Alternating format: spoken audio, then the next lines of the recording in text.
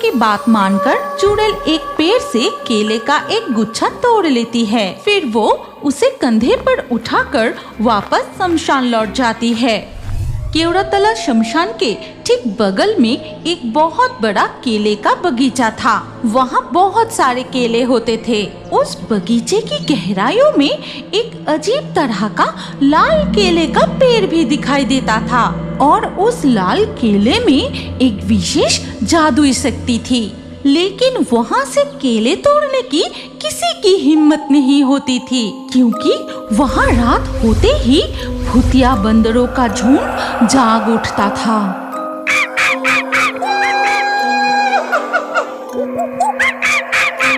वो रहा, भूतिया बंदरों का झुंड जाग उठा। उनकी आवाज सुनाई दे रही है। मैं अभी जाकर उनसे एक गुच्छा केला मांग लाती हूँ। ये कहकर केवड़ातला शमशान की चुड़ैल बगल के केले के बगीचे में जाती है। फिर बगीचे के अंदर जाकर, कहाँ छुपे हो तुम सब? हनु मनु छनु, जल्दी से बाहर आओ, आ जाओ, बाहर आ जाओ। चुड़ैल की आवाज सुनकर एक एक करके बंदर बाहर आते हैं। उन भूतिया बंदरों की लाल लाल आंखें, बड़े बड़े दांत देखकर शरीर कांप उठता है। ए भूतिया बंदरों के झुंड, मुझे एक गुच्छा केला दे दो। शमशान की डायन, भूतनी और ब्रह्मदैत्य को बहुत भूख लगी है।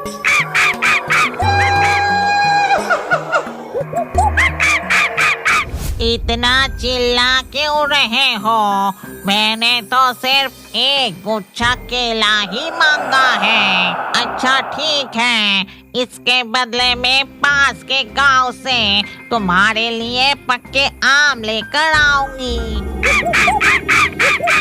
ठीक है, मैं समझ गई। इस शर्त पर तुम लोग राजी हो? बंदरों की बात मानकर चुड़ैल एक पेड़ से केले का एक गुच्छा तोड़ लेती है। फिर वो उसे कंधे पर उठाकर वापस शमशान लौट जाती है। वो देखो, हमारी चुड़ैल बंदरों से केले लेकर आ गई है। आहा, बहुत मजा। आज पेट भरकर खाऊंगा मीठे मीठे पके केले। अरे बाप रे बाप, कितने डरावनी है वो बंदर। उनके केले के बगीचे से केले लाना कोई आसान काम नहीं है। लो पकड़ो, अब तुम लोग केले खा लो। इसके बाद केवड़ातला शमशान के भूत, डायन, ब्रह्मदैत्य एक एक करके सभी केले खाने लगते हैं।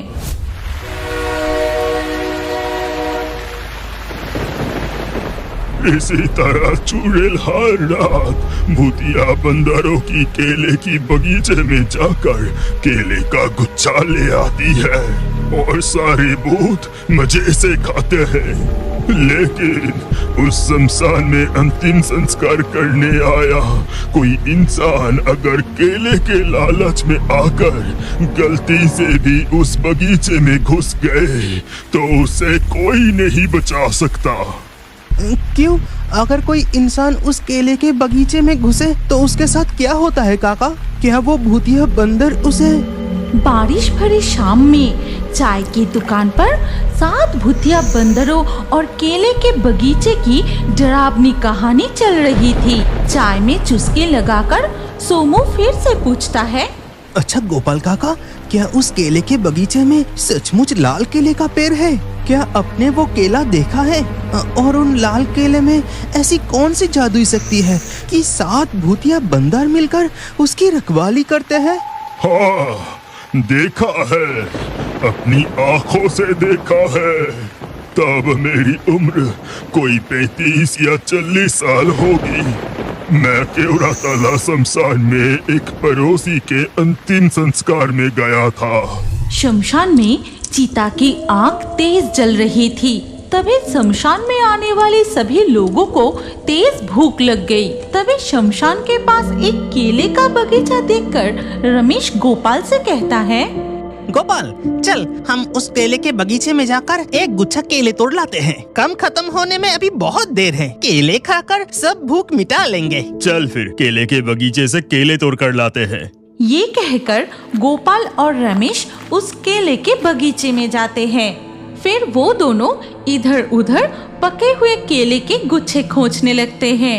ए रमेश, वो केले का गुच्छा काफी अच्छी पकी है, ले इसे तू काट ले। फिर रमेश वही किया, वो केले का गुच्छा काट लेता है। ठीक तभी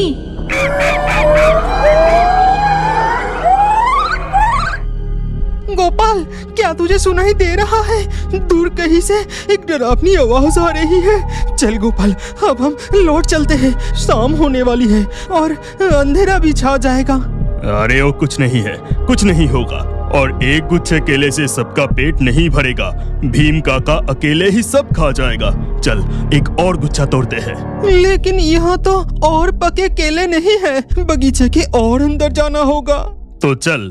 गोपाल और रमेश पक्के केले के गुच्छे की तलाश में बगीचे की और गहराइयों में जाते हैं। तभी वो एक पेड़ पर लाल केले का गुच्छा देखकर रुक जाते हैं। ए रमेश, ये कैसा केला है रे? कितना अजीब दिख रहा है। लाल रंग का केला मैं पहली बार देख रहा हूँ।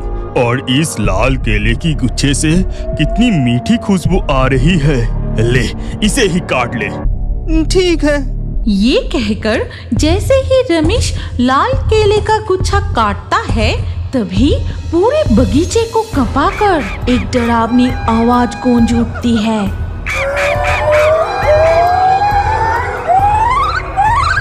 इसके बाद एक एक करके उनके सामने भूतिया बंदर प्रकट होने लगते हैं। ये गोपाल, ये बंदर कितने डरावने दिख रहे हैं। हमारी तरफ कैसी गुस्से भरी नजर से देख रहा है। चल जल्दी यहाँ से निकलते हैं। भूतिया बंदर उनकी ओर बढ़ने लगते हैं। ये देख गोपाल। रमेश, वो लाल केले का गुच्छा फेंक दे। उसी लाल केले ने भूतिया बंदरों को जगा दिया है। चल यहाँ से, मेरे पास ये केले के गुच्छे को लेकर भागते हैं। रमेश लाल केले का गुच्छा दूर फेंक देता है और बंदर उसी तरफ चले जाते हैं। यही मौका है, चल यहाँ से। फिर गोपाल उसका केले का गुच्छा लेकर आगे आगे दौड़ता है और उसके पीछे पीछे रमेश दौड़ने लगता है। ठीक तभी रमेश एक केले के छिलके पर फिसलकर गिर जाता है। गोपाल को पता भी नहीं चलता। वो केले लेकर शमशान पहुंच जाता है। अरे गोपाल, इतना हाँफ क्यों रहा है? क्या हुआ? और इतनी देर लगाकर बस एक गुच्छा केले लाया है। जल्दी से वो केले दे, मुझे बहुत भूख लगी है। फिर गोपाल केले का गुच्छा भीम काका की ओर बढ़ा देता है और शमशान में आने वाला सभी लोग केले खाने लगते हैं। तभी खाते हुए भीम काका कहते हैं, ए गोपाल, रमेश कहाँ है रे? वो दिख नहीं रहा। रमेश? अरे वो कहाँ है? वो तो मेरे पीछे पीछे ही दौड़ रहा था। कहाँ चला गया वो? शमशान में आने वाले सभी लोग केले खाकर छिलके शमशान में ही फेंक देते हैं। और ये सब कुछ पास के एक पेड़ पर बैठी देख रही थी एक चुड़ैल। केला खाकर उसका छिलका शमशान में ही फेंका। तुम लोग बहुत बड़ी गलती की, बहुत गलती की। ए गोपाल, रमेश कहाँ चला गया? अंतिम संस्कार संपन्न हो गया है।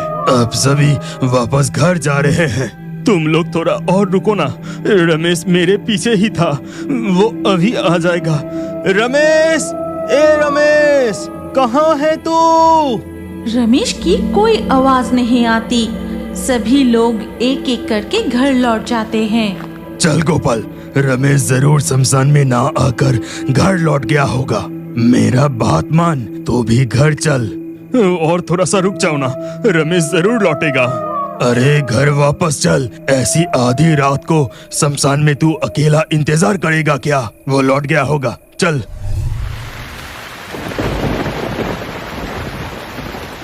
रमेश को ना लौटता देख और